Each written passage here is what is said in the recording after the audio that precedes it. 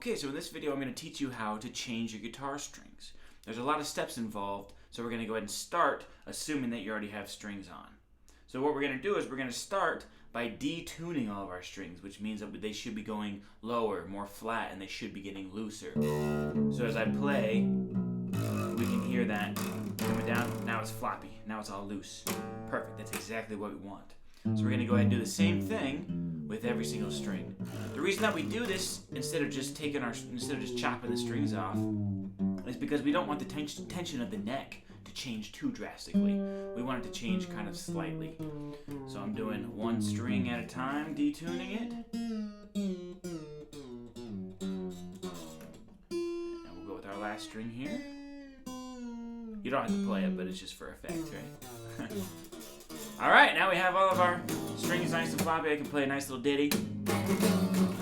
Just kidding, that sounds terrible. Alright, let's check out what we do next. Okay, next I have my side cutters, basically my wire cutters if you will, and I'm going to go ahead and chop the strings. I prefer to chop them at 12th fret, personally, just because that's kind of the midway between the nut here and the bridge, so that's what I do. But I will seriously just go and just grab the string and just chop! And just kind of do that for all of them. They're going to go willy-nilly, so be careful that you don't whip yourself. Once I've done that with all of my strings, then what I'm going to do is I'm going to go over here to the neck. I'm going to start grabbing the strings individually. I'm just going to start unwinding them a little bit. And when I get them loose and free, I'm just going to take it and I'm going to put that down. But make sure you keep track of it because some of these strings are kind of small up here. And so you don't want to lose them because then if you end up stepping on them later, oh, it's really going to hurt, especially if you don't have any shoes on. Okay, so let's do that, and then we'll get to the next part. Okay, so now I've taken all the strings off of the headstock, and now we're going to deal with the strings down here at the bridge. On an acoustic guitar, they're all held together by these pegs right here. On an electric guitar, they won't be. You'll just be able to pull them straight out of the bridge. It'll be easy. The bridge will come off on the electric guitar. That's totally fine. Just go ahead and try not to move the adjustable sides, that kind of the pegs that the bridge sits on, because if you do that, you'll actually lower or raise the bridge, which can affect your action, which we can talk about at another time. So just try to keep that all the same. If you're using an acoustic guitar, though, and you have these pegs right here, then what we're going to do is we're going to take these pegs out. One thing I like to do is get my hand inside the sound hole right here, and so that way I can help kind of push the strings and the pegs out. So I kind of push on the bottom of the peg, and then boom, I've got the peg. This is my first string peg, so the one on the thinnest string. I'm going to try to keep these in order, because if you keep them in order, it's just going to help out later on when you put your new strings on. You know that the pegs are already kind of slotted for the thicker strings. So if it ain't broke, don't fix it, right? So go ahead and take out all those pegs and make sure you keep them in order, and then we'll check out the next part. Okay, so now we've pulled out our pegs, and we've pulled out the strings as well because they're easy to take out of. Or if you have the electric guitar, you don't have any pegs, and that's fine. We should have already pulled our strings out of the bridge. If your bridge is off to the side right now, that's totally fine. Don't worry about that because it probably won't stay on anyway without the string tension. One thing we don't want to do with either electric or acoustic guitars is flip them over onto their belly before we have strings back on, because on an acoustic guitar we have this little part here, the saddle, and this can actually come out, and there could be spacers underneath that could fall out as well, and you could lose them, and that affects our action as well. And same thing on the guitar, you'll probably have another piece of the bridge, kind of almost like a saddle on the electric guitar as well, and that could pop off. So that should just be resting there from gravity, so as long as we don't flip the guitar over, it should be fine. So now I have my Fretboard Oil. I use this cool Music Nomad F1 oil, and I just use a quarter piece or a half piece of a paper towel. You don't really need a lot here. All I'm going to do is I like to fold it into quarters, and then I'm just going to go ahead and open this up here, and we really only need maybe 3 drops or so. So I'm just going to go ahead and put that on 1, 2, 3. I'll do 4 for good measure just because I haven't cleaned this guitar in a while. Unfortunately, I'm sorry. Okay, so now what we're going to do is I'm just going to take that oil side of the paper towel, and I'm going to go ahead and just start on the first fret and just kind of apply a generous coat all the way down the fretboard.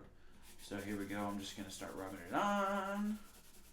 Very nice. And once you have the basic coat down, then I'm going to go back and I'm going to kind of really make sure that I covered all the spots, that I didn't miss any spots in the individual frets. We just really wanted to make sure that we got the oil kind of on all the frets. So as I'm doing this, I'm just making sure, and you can visibly see if there's a kind of an extra buildup of grease or finger oil, which there probably will be, especially if you play a guitar a lot. So just make sure that you give extra attention to areas that need it. Okay, so we're just going to go ahead and keep on doing this, and then once you feel like it's about clean enough, then we're going to go ahead and continue on to the next part. Okay, now what we're going to do is we're going to go ahead and clean the top of the body a little bit, as well as the headstock. So I've got another Music Nomad product here. It's linked in the book, of course. It's a really great guitar polisher and cleaner. All I'm going to do is you can either spray it onto your cloth or you can spray it straight onto the guitar. But I'm just going to go ahead and spray it onto the guitar in just a couple little parts at once. And then I'm going to go ahead and use my polishing cloth. And I always kind of keep one side as the wet side and one side as the dry side. So I'm going to go ahead and do my initial kind of wiping down. And then after I do that, then I'm going to flip over to the dry side. And I'm going to go ahead and do that as well. Depending on how much you play your guitar, you could have a lot of fingerprints. There could be a lot of dust and grime. Or it could be pretty clean. You never know. But I like to just go over it, especially the pickguard too, make that nice and shiny. And this one is for gloss finishes especially. If you don't have a gloss finish guitar, that's totally fine. You can find other products that aren't specifically for that. So I'm going to go ahead and finish up the rest of the body in a minute, but what I also like to do is I go after the headstock. While the strings are off, it's a really great time to get into all these little nooks and crannies here. So same thing, I'm just going to go ahead and spray a little bit over there. I'm going to go back to my wet side here. Go ahead and get in between all these tuners up here. This is really nice. And you can actually, if you want to, you can actually just polish the tuners themselves a little bit, especially if they're the shiny ones. There you go. Okay, and then I'm just going to go back to the dry side a little bit. Just make sure that I kind of finish that off. All right, then I'm going to go ahead and finish the rest of the body, and then we're going to start putting some strings on, so we'll get there in just a second. Okay, so now we're going to go ahead and talk strings. For my acoustics, I really love these elixirs. I think they have a really, really great tone, and I think they last for quite a while. They are a little bit more on the medium to high price side, but I think that for the quality that you get, it's really hard to beat. I prefer to go for the mediums, which are 13 to 56, but if you want, you can go for a lighter gauge. Maybe start with 11s or maybe start with 12s. That's a really good way to start with the acoustics. If you're restringing your electric, I really prefer the Ernie Ball strings. These are my favorite. I use the 11 heavies because I usually use some interesting tunings on my electric guitars. But if you're just starting out, try the 9 gauge or you can try the 10 gauge or the regular 11 gauge as well.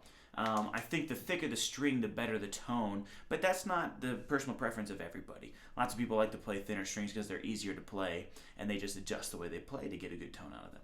So that's my 2 cents on strings. Ultimately, you go ahead and buy whatever you prefer, or I would actually recommend buying several different brands and trying them out and seeing which ones you like the best. Okay, so I've got my Elixir mediums here, so I'm going to go ahead and open them up. There should hopefully be 6 strings. Let's go ahead and count them here. 1, 2, 3, 4, 5, 6. Okay, perfect. We're doing all right. The way that I like to start is I like to start with the thickest string first. So our 6th string, or our low E, if you will. So I'm going to go ahead and put these over here for a second. I'm going to go ahead and grab the peg for the acoustic guitars. I'm grabbing my peg that goes into the 6th string right here, the 6th string hole. So I'm going to grab that one. I'm going to go ahead and unwrap this. Make sure that when you're unwrapping the string, be a little careful with it because this end, this thin end at the top, it's actually kind of sharp and it can easily whip you. So when I open up the string, I'm just going to make sure that I kind of do it away from my body like that so I'm not slashing myself across the face. Okay, now what we're going to do is I'm going to take this little golden end here and I'm going to go ahead and put it into that 6th string hole. So here we go. I'm going to put it right in here. And I'm going to follow that up with the peg. I'm just going to put the peg kind of right on top of it. And I'm going to have the groove of the peg facing towards the neck of the guitar. So I'm going to go ahead and put that down. And I'm going to push down here. Perfect. Okay, I'm going to push that peg until it's flush. You don't need to push too hard, but we also don't want to leave it hanging out too far. So now that I have that down, on an electric guitar, you're just literally just going to take your string and string it through the bridge. That could be at the bottom of the guitar. It could be on the back side of the guitar. Some Schecters and stuff like that, you actually put it through the back of the guitar. Some Fenders as well. Okay, so I've got that. So now we're going to go ahead and put it through the tuner that matches up with our 6th string. So our 6th string tuner is going to be this kind of bottom left one. I guess, let's see. If we were looking at it like this, bottom left, how about that? Yeah, it's that one right there. Okay, I'm going to go ahead and put the end through the hole on the tuner over here, And then what I'm going to do is I'm going to judge how much space we're going to give it. What I usually do is I usually put my hand here on the 12th fret kind of extended completely, and then I kind of pull it tight against that.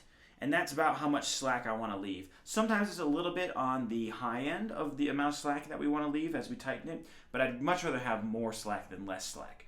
Because if we pull it all the way tight like this and we start tuning it, then the string won't be able to lock itself very well on the tuner because it's not going to have a lot to wrap around. So there's a chance that we might have that string constantly slip, or you might have to buy a new string or a new set of strings and replace them. So I'm going to go back here to this 12th fret here, my hand and my thumb kind of extended, and then I'm going to pull it tight. And then what I'm going to do is I'm just going to grab the tuner and I'm just going to start turning it away from me, which is going to help us go sharp.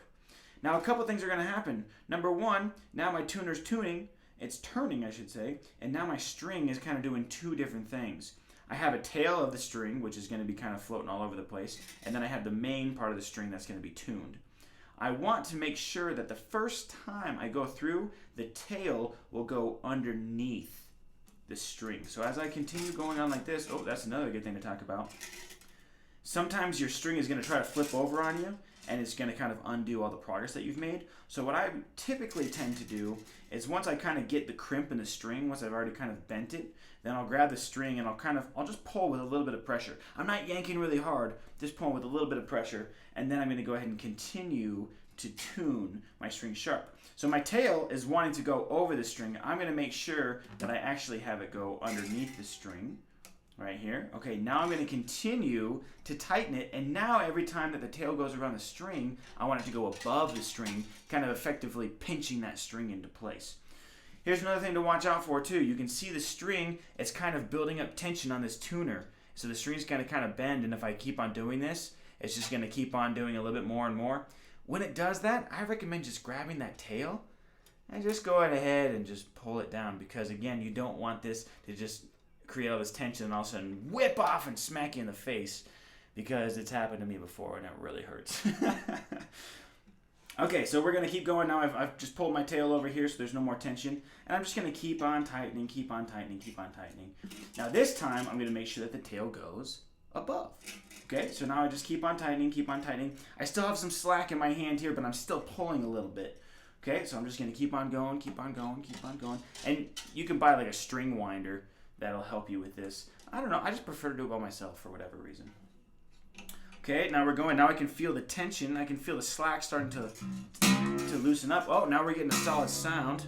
Okay, and my peg down here has popped up a little bit. That's totally fine. I'm just going to go ahead and push it down again. If it's not pushing down very far, then you can release the tension on the string a little bit, and you can keep on pushing it down a little bit to make sure it goes down. There we go. Okay, so now my peg is kind of back into place, and I'm going to go back to tuning it, and I'm going to go ahead and play. Okay, once we get a solid sound like that, you don't really need to go much further, because we're going to tune it here in a minute once we get all the rest of the strings on. So there's really no point, unless you have perfect pitch, to do it, because we don't want to over-tune it, because then we have a chance of snapping the string, and we don't want to do that. So once you can kind of get a tone out of it, then that's about time to stop. And then I'm going to go back to my little wire cutters here, and I'm just going to go ahead and chop off the tail, maybe about a centimeter or so, maybe 1.5 centimeters away from the tuner. There we go.